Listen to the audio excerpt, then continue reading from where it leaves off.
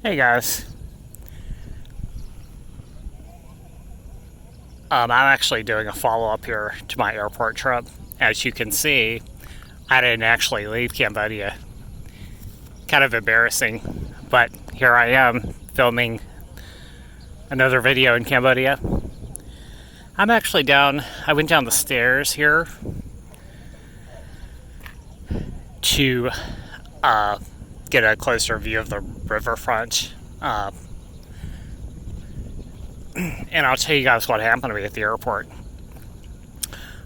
I went to take my PCR COVID test, and I took the test 24 hours. It was actually more than 24 hours, so I was not aware of this, prior to the takeoff. But the takeoff was at 6:30 p.m. the next day. So what had actually happened there was that when I went to check in, they said the certificate was 2 p.m. on the day before, May 20th. So what happened was that the flight didn't take off until 6:30 p.m. May 21st. So after several layovers, that put me over the 48-hour limit. And I was not aware of that. I just thought, 2 days ahead of time, that's plenty. So that's my first time doing something like this. And this was at Singapore Airlines. So they looked at it. I said, "Can I speak to your supervisor?" Supervisor came over, said, "Same thing. We can't help you today. You'll have to reschedule." So what I did is I rebooked the flight. The good news on that is that I didn't lose the flight. I just rescheduled for another day, June 4th. So another week and a half. And I'll be taking the test the same day. But that's Singapore Airlines. I've actually heard that it happened to other people as well. But the thing about that is that they didn't actually warn me. They didn't, they should, I guess it would have been polite to call up and say, "Hey, you've got to have this test the same day," or something like that, or have it be where, but the odd thing about that is that it was actually fine European time. So you see what I'm saying? Because when you fly to Europe, you're going back in time. So I'm actually going to post more information about this, and I'll show you guys the certificates there.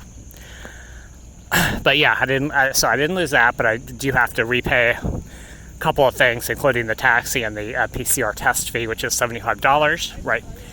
And I took it at Pasteur Institute. They're pretty good. They're pretty fast. Several times when I went inside there, they offered to give it to me on the spot if you need it, So just make sure on the date. I guess they are serious about it. I'm not sure about the government immigration at the airport, whether they're serious about the limit or not, whether it can be over a few hours or something like that. But that's what we're talking about. We're talking about, like, say, a 4-hour difference, between the landing and the 48 hours time. And I probably won't have it when I go back there to get it again. I'm probably not going to have COVID, because I usually stay away from other people, just keep my mask on, So I've got another week here. You can see it's rainy season in monsoon season in Cambodia. So it's cloudy, it's so cooler. You're going to see some storms in the afternoon time. And last year, I've actually been here over a year. And last year we had monsoon season late during the year. So maybe July, August, September. So it's going to be a couple months where it rains all the time. So kind of an interesting weather pattern,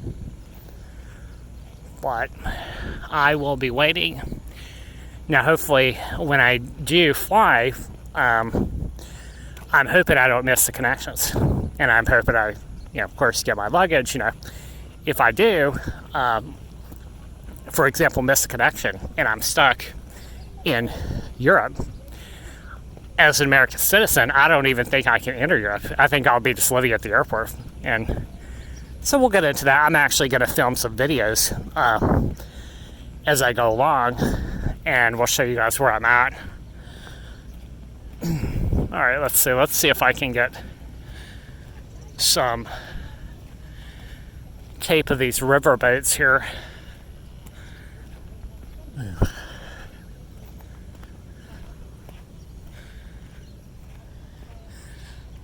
But you can see the river, it's flowing upstream now.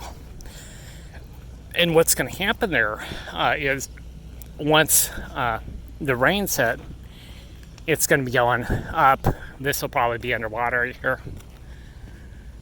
And it'll be flowing the other way. So yeah, I took one of these. Let's say I took one of the ones over here. Well, it's like $5 for foreigners. And for a local citizen, it's, you know,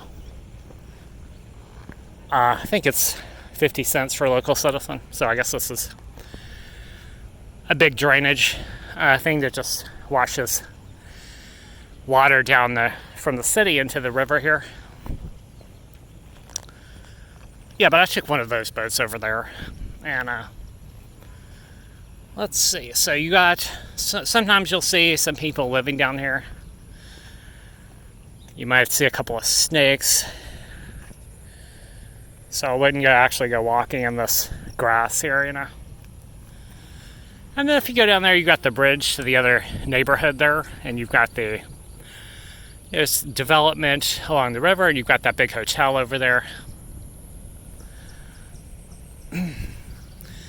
So yeah, the good news for me I'm missing my flight is that I've got plenty of time, you know, so I'll just contacted my hotel and told them I'll reschedule, you know. So not that big of a deal. I just came over here to a hotel over here on Street 110 that I go to often.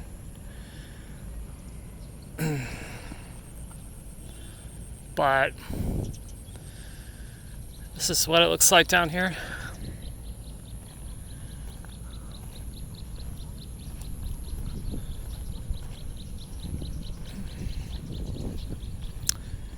And of course, if they had tourists, you know, coming here, this place would be a lot busier, you know, because that's what it basically caters to, you know.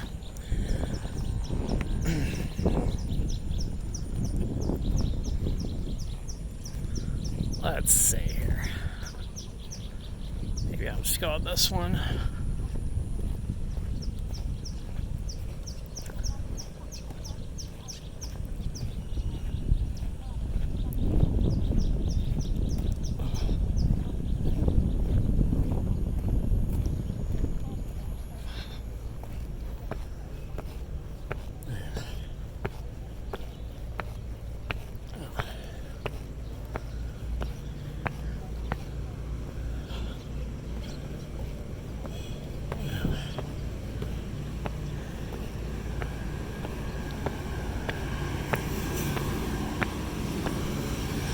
So here we are back at the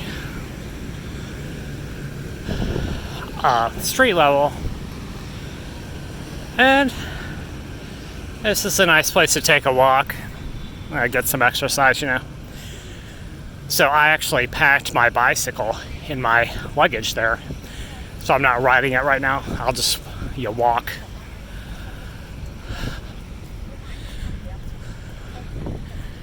But yeah, this is the Riverside neighborhood in Phnom Penh. And, you know, you see you got a lot of businesses that are shut down. One place that was open over there was the coffin shop, which is actually right there. As to why they have a coffin shop over here, I'm not sure. And it's kind of funny because I walked by and it's like, I think that's it right there, the one that's shut. Let's see, where is it? Or maybe it's, let's see if it's over here.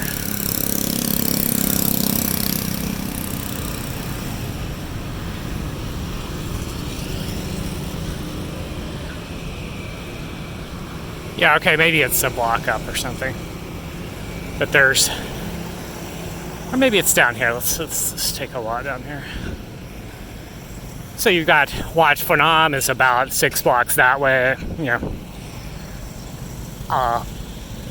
BKK1 is over there. You've got this other hotel here, Tonley Lounge, that is for sale.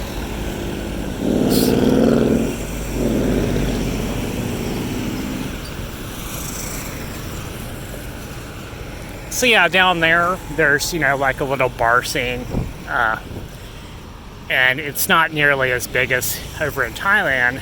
Some of the tourist towns over there that you have very large bar scenes, But what's happened over in Thailand is that the pandemic has ruined a lot of the tourist towns in Thailand. So there's nothing going on there. There's some retirees